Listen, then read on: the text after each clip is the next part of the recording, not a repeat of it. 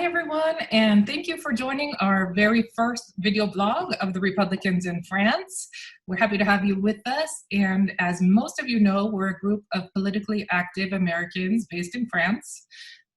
We do our best to defend and promote the conservative platform, especially with regard to President Trump, who's not only experienced negative media coverage in the US, but also in France, and very heavily so. We've been lucky that we're regularly invited to appear on local French TV and radio stations where we can defend our cause and explain the conservative platform, which happens to be very misunderstood and underrepresented in France. We're also very fortunate to maintain close, friendly relationships with our foreign counterparts, such as the UK conservatives and various French conservatives. With that, I'd like to begin and introduce our president, Paul Reen, and our media relations officer, Eric Spain. Hi, everybody, and thanks for joining. So we're going to get started with you, Paul. I'd like to know, how do you think Trump has done managing the virus outbreak and supporting the nurses and the caregivers, the doctors and the hospitals? How do you think he's performed? Overall, I think Trump has really shown true leadership in the time of a national crisis, national and global crisis. From day one, as he repeats in every press conference that he has daily, in January 31, he closed the border with China. And shortly after that, he closed it with Europe.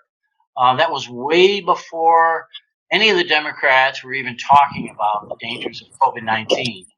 That's when they were talking about impeachment, if you recall. They were Nancy Pelosi was handing out pens in celebration of the House voting for impeachment. The Democrats were debating in their primaries, and they never talked about the China virus. And he was called racist for that. Yeah. And of course, xenophobic, racist. I remember friends here in Europe saying he closed the border just because he hates Europeans. And he did the right thing. And since then, creating this task force, he's shown true managerial capabilities. He created a task force run by Mike Pence that pulled together public and private organizations to really address the health crisis. Creating solutions for the lack of personal protective equipment, from masks to shields to ventilators in record time, and people stepping up and volunteering to retool their automotive lines to make ventilators. What's the guy's name? I always forget. Mike the Pillow guy, Antoinette? Oh, yeah, Mike Lindell out of Minnesota. My Pillow. Stepping up and making masks, retooling his pillow line to make masks. He had to declare the Defense Production Act. Excuse me, I forgot the name of it for a second, but he invoked the Defense Production Act, which he was trying to use just as a threat to force and encourage companies to make personal protective equipment. But he had to use it once, I think, for 3M to start making more and more masks. But all of this, was just really unprecedented. He worked with the doctors. He let them speak at his daily press conferences to set the stage, to follow their lead in shutting down the economy, the one that he had, and a booming economy that he had to reluctantly see it shut down, but based on the advice of the doctors and the scientists. And I think he showed leadership by delegating those kind of decisions to the doctors, and showing transparency as well with the daily press conferences and handling the very difficult questions from the press, and letting the doctors answer the questions directly. He was persecuted. No matter what he says, the leftist media asked considered, they're trying to get viral questions so that they can criticize him and make his responses go crazy, like what we saw with the disinfectant solution. Eric, this question for you. It looks like you're outside. Have you been wearing your face mask in public? Can I take it off now? I'm tired of it. Well, it's you don't need our permission. Take it off. Tell us what's about your face mask. You can't stand it anymore. I'm Republican in France. As you can see, I'm in Switzerland on the Swiss border between Italy, Lago Maggiore, and this ridiculous coronavirus is so ridiculous. They make it sound like it's a tsunami, when they give you, they'll tell you 872 Frenchmen have died in the last 72 hours, or the amount of Americans dead is now 65,000, and it sounds like a tsunami, a wave of black death, destroying and killing everything. But what they don't tell you is that the average age of the people who die is 71, 81, sorry, 80 to 81. So what they have totally forgotten is that these are people who are in their dying years anyway. And they don't, and these figures don't tell you that.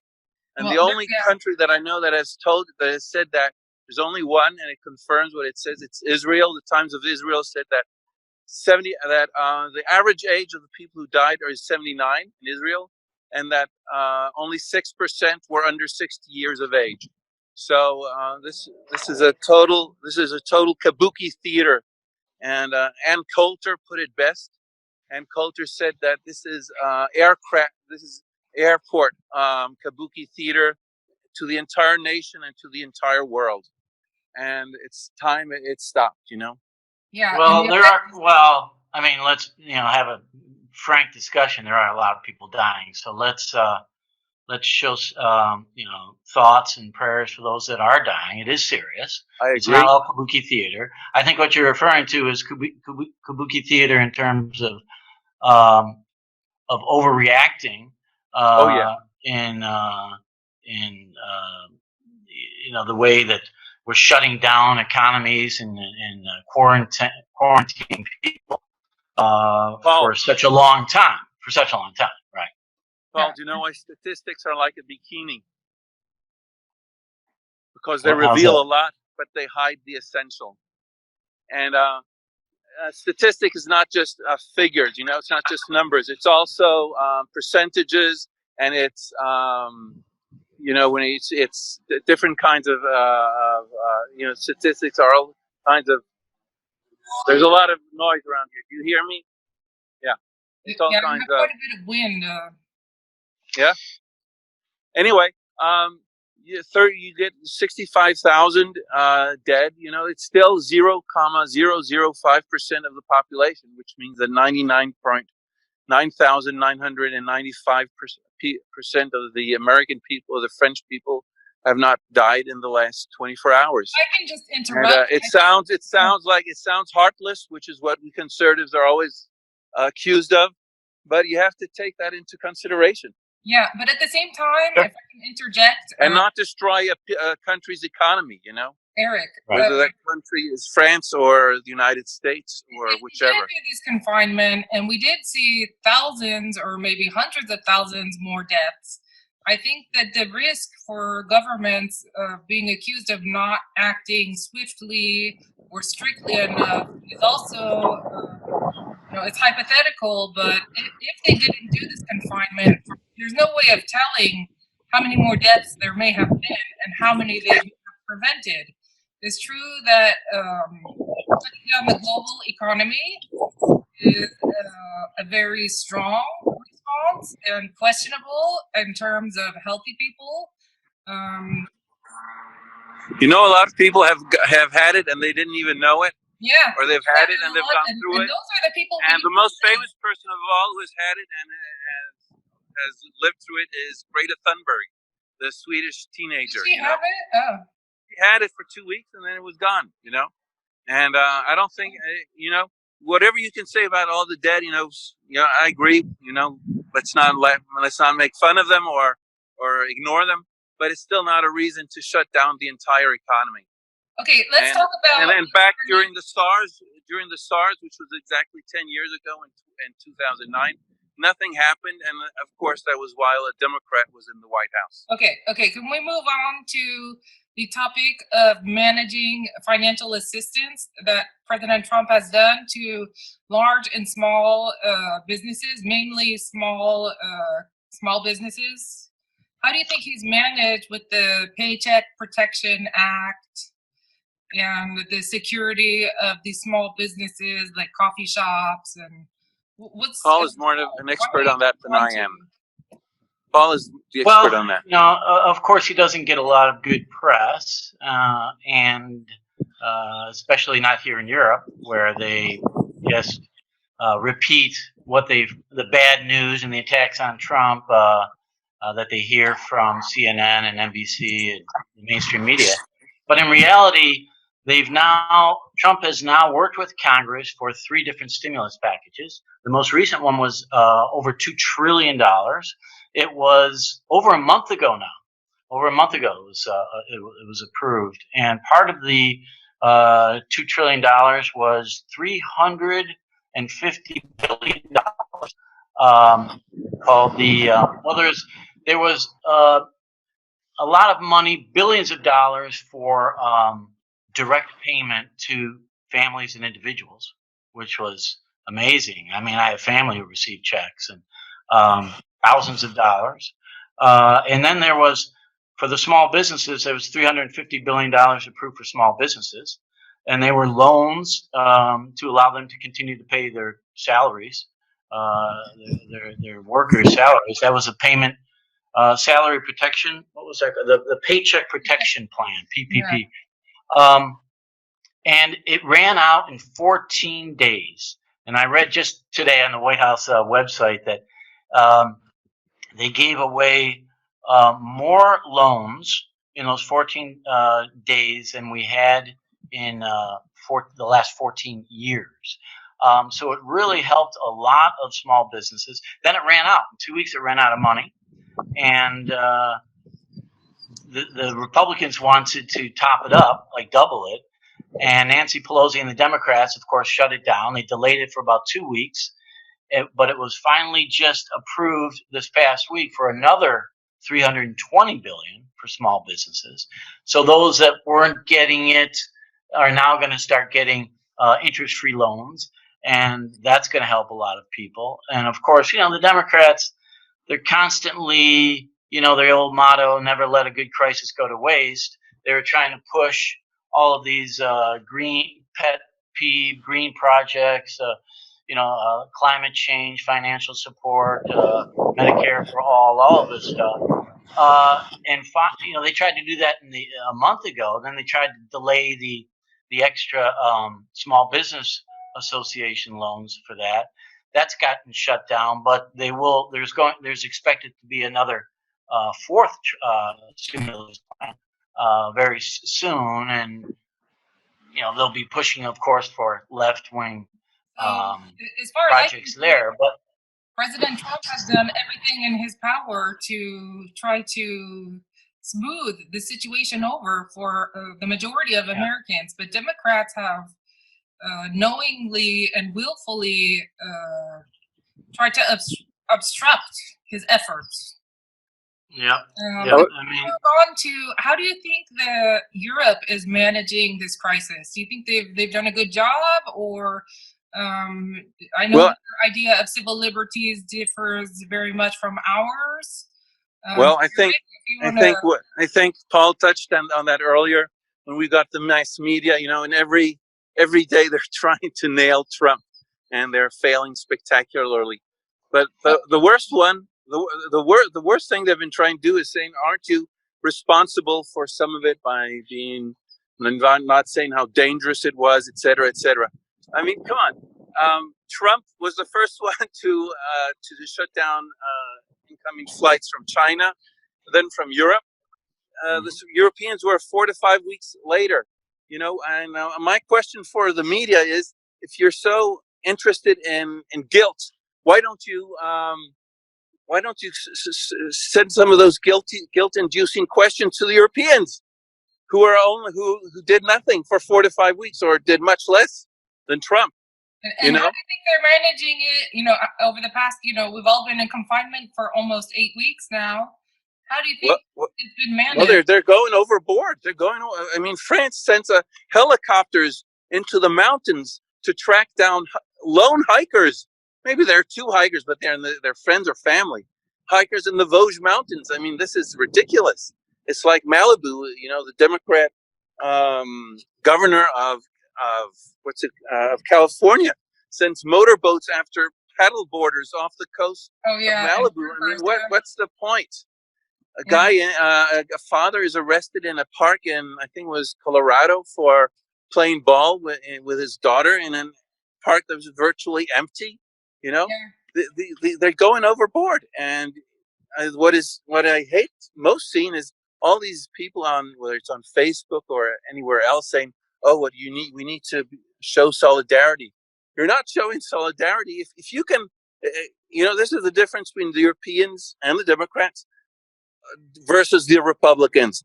The Democrats and the Europeans believe that people are silly, they're crazy, they're stupid, and they're children, and they need to be taken care of. Republicans believe that they know that people are adults and they can be expected to take care of themselves. So if you can go, whether it's in New York City or Tucson or Paris or Geneva, if you can go into a supermarket and maintain social distance, or in a pharmacy, then you can do the same thing in a mall or in a clothing store or anywhere else. On the beach, in the Vosges Mountains, off Malibu. These people are overreacting, and it shows that inside most leftists there is a dictator waiting to jump out. Well, in France, I know that there's been some criticism as to certain regions opening sooner than others when it comes to the deconfinement, as they call it in French. Apparently, if we're in Ile-de-France, which is the Paris region and the surrounding regions as far east as Germany, we're considered red. So one of the restrictions that they maintained was that we're not allowed to travel beyond 100 kilometers. In Arizona, it's 10 miles. It's supposed to progressively take place so that people who are traveling from highly infectious areas don't contaminate, low infectious areas. Personally, we live in Arizona. It's 10 miles. You cannot go 10 miles from wherever you're living. Arizona, new law. Really? Yeah, here in France, we're allowed to go 1 kilometer from our home to get exercise, which is in U.S. Miles, it's a half a mile, pretty much.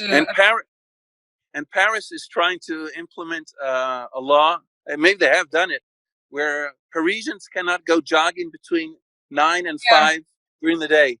No, which means everybody who wants to jog is going to end up in a huge crowd in the evening. Or early in the morning. Between they don't. Nobody thinks this through. Nobody thinks this through. Yeah, when I go out running at 9:30, there's a lot of people out, and then again at 7, between 7 and 8, and it's pretty funny. It's quite crowded. It's quite crowded, but we all have our masks on. But to your question, most people wear masks in congested areas, and I'm all for that. In when going into the supermarkets and things like that. But aside from that, no. But to your question on Europe and what we can learn and not learn, and learn from them, or what they've done good, what they've done bad. I mean, France is always touted for the greatest health care system in the world, and I think unfortunately it kind of came to light that they're running really on the edge, because they're trying to. It's expensive. It's a good health system. It's not the best in the world, but it's also very expensive. Nothing's free in the world. taxes are very high, and it's been running kind of at the limit. And they didn't have a big stockpile of personal protective equipment, and they reacted slowly. I think that most countries got surprised, but I think the United States really ramped up quickly. And France and Macron, they kind of struggled for a long time, as did Spain.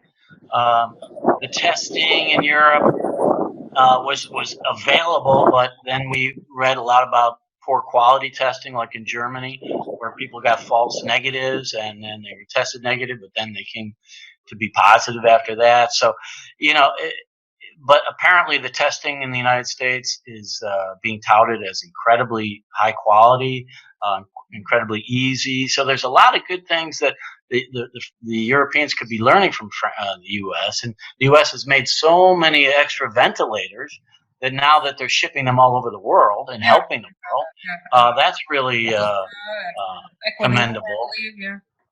I mean, that's really commendable. But on Eric's point about overreacting, of course, in the United States, the governors do the local management, and depending on the governor, you see totally different types of management, especially in reopening.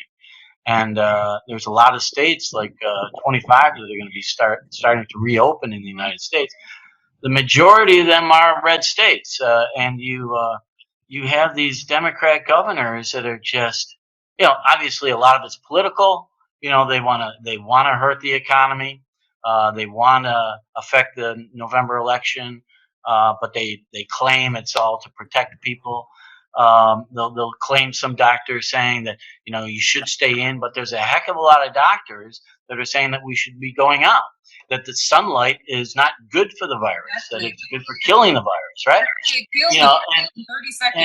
And the two doctors in California that I think a lot of us have seen that are immunologists who have been touting that we should not be staying in. We should be going out. Washing our hands and social distancing, but we should be getting outside. We should getting back to work. It's also a way of building up our own immunity within our bodies. Mm-hmm. May I jump in? Yeah, which is really important. For a century, it's been common knowledge that what is good for you is the sun, motion, and fresh air. And these leftists want to keep us all inside. I mean, they are. I mean, they're. But, they're not winning the argument, because when Gavin Newsom, the governor of California, he was doing pretty good. He was, working with Trump really well, and then somehow he got pressured to close all the beaches in California. And there's been, revolts in California, in Michigan, in all of these blue states. People are getting sick of it, and he was forced to only shut down, I think, only Huntington Beach. I'm not sure, but I was just looking at the responses from Australia. And they're mocking Gavin Newsom because the Australian beaches are packed with people. And they have a very, very low mortality rate. The county sheriff actually went on the record as saying that they will not be enforcing those orders by Governor Newsom. Shut down the beaches. The sheriff of Orange County, within his capacity of law enforcement, he actually went on the record and said that they don't have any plans to enforce giving people tickets or arresting anyone. So there's also this internal conflict over what's right and what's wrong. But I do think that the power grab has been too tempting for the Democrat-run states. I'm sorry, the what? Can you repeat that? The states that are run by Democrats. Yeah, what did you say before that? That the temptation to overreach their authority has been too great for them to. I don't understand why. It seems like the Democrat-led states are enthusiastic about repressing civil liberties, whereas the red states want to open up quickly, and they realize that people's livelihoods are on the line. Not only that, a lot of social because leftists realize that we are all just silly children who need to be taken care of. That's, you can't really say it much better than how Eric said it, which is true. You could compare two states in the United States, Maine and South Dakota. Maine, run by a Democrat governor, has like less than 100 or less than 200 deaths totally. And she wants to extend the confinement until it's safe. And people are saying, when is until it's safe? You know, that's never, you know. Whereas South Dakota never had a confinement. South Dakota is one of the few states that never had a confinement. They have like less than 100 deaths. I could misspeak, but it's less than 200 in there, 100 to 200. And they never had a shutdown. And you know, it's run by a Republican governor. And she has invited Donald Trump out for the 4th of July, which participate in the fireworks in front of the Mount Rushmore. Mount Rushmore. That would be really, really cool to see. Okay, you know? we're limited on time, so I need to jump. By the way, can you see that I haven't had a haircut in 6 months? Yeah, you and me both. We can tell. But I would like little now that it really doesn't make a difference. May I add something else? We're limited on time. Yeah, go ahead. We have to keep moving. Let the just want to add one facilitator more run. thing about the mainstream media, you know, accusing Trump day after day after day, not looking at what he did right, which was, you know, which the European, not criticizing the Europeans for coming so late, and then and promptly forgetting that they called him a racist, you know, who hated foreigners and all that. But even more than that, why don't they criticize China? Not only do they not criticize China, they take the Chinese talking points, you know, they just repeat them. You know, last year, during Paul talked about this, there was the impeachment. They couldn't talk about anything else but liars, different liars throughout a government, and whistleblowers for a year, for 2 years, for 3 years. Now we have that in China, and it's not all, and it's affecting everybody else, not just the Chinese. And they're repeating their talking points. Yeah. You know, nothing has changed from the 1930s when the New York Times won the Pulitzer Prize for Walter Duranty, saying that Stalin, there were few deaths in Stalin's Soviet Union. You know. Okay, Eric, let's move on to the 2020 election, and what do you guys see as the chances of Trump versus Biden, and perhaps even who might you guess would be Biden's pick for VP? I mean, there's so much over this. He's already said he's going to pick a woman. So the candidates are Kamala Harris, Amy Klobuchar, Elizabeth Warren, Stacey Abrams. There's a couple of women of color in there, so it could be one of them. Hillary Clinton, Michelle Obama. You don't see those two? Nah, not seriously. No, I don't think Hillary Clinton would ever go for vice president. But she may go for president. She may go to replace Biden before it's all over. Knowing that Biden's days are limited, I think she could see this as an opportunity to become de facto president. If she starts at VP, possibly. But I mean, Biden's leading in the polls, which is great. I think. Let Trump be the underdog and come back and win in huge numbers. But you know, it's really interesting how the Democrat Party is really divided. That's something you never hear on CNN or any of the mainstream medias. But you know, the people who supported Bernie are not. Many of them are not going to vote for Joe Biden, and it's the party is really split, and you're going to start seeing it more and more, and especially now with the way that they have tried to throw Tara Reid under the bus with her 1993 accusation of his sexual assault on her, and they're just ignoring her and saying I believe Joe instead of I believe her, and I think this is he's trying to get rid of it, but it's going to come back and hurt him. I think there's going to be a lot of it's not going to go away unless there's a full investigation like there was with Kavanaugh, and I think there's a lot of things, and of course we know. Sorry to say, but Joe's faculties are just diminishing. He's got obviously he's got early stage dementia. Everybody knows that, but the Democrats aren't talking about it. Trump will talk about it. So I just can't wait to see the debates. And they're going to try to, screen him from the debates as long as they can. But I don't think he stands a chance. Eric? Okay, if I could. Yeah, well, it proves that the whole Me Too movement was bullshit from the beginning. That's all you can say. And there's a meme on the Instapundit blog where they say that all these were torpedoes that were put into the ocean to hit Trump, whether it's Kavanaugh or whatever, and they all circled around and blew up in the face of Democrats and Hollywood stars and so on. Okay. And so now they abandon, as soon as a thing attacks one of their own, they abandon it. Rose McGowan. Double standards. You guys know Sorry? Rose McGowan? She was one of the heads of the Me Too movement, and she is she claimed to be a victim of Harvey Weinstein. Yeah. Actually, she tweeted that she's very disappointed in the Democrats' response to the accusations against Biden, and she claims to actually disavow the Democratic Party. Yeah, well, she's not the only one. There's more and more every day. Yeah. Susan Sarandon, who's a big leader of the Bernie movement, is out denouncing the way the entire Democrat establishment has dismissed Tara Reade. So, it's not going away. And even if he's proven not to be guilty, just the way they've all handled it so far has hurt them. And as Eric says, it's not that Me Too is dead. If I can just clarify for our viewers, the Me Too,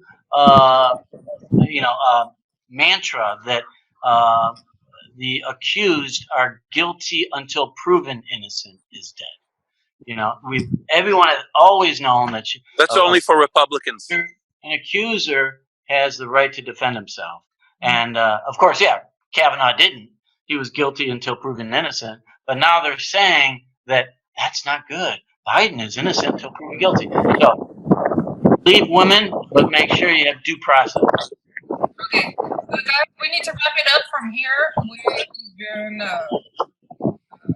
really for a good 30 minutes now. That early? We need to thank all our British, French, and European conservative supporters who we're friends with in the Paris region. I think the next video will be coming along soon, and perhaps we can address, we can add some video clips of the week's latest top stories. So we'll put some links down at the bottom of this video with our YouTube channel, Facebook, websites. Give us any give us your feedback. Give us your ideas on future topics you want to discuss. I think that we could do maybe a deep dive into the election, not just the presidential level, but down ticket. It's very important that the Republicans maintain the Senate, and maybe it'd be wonderful if we could capture the House and talk about the chances there. And just thanks everybody for tuning in, and we'll see you in our next video. Okay, thanks everyone. Hope to see you again soon. Bye.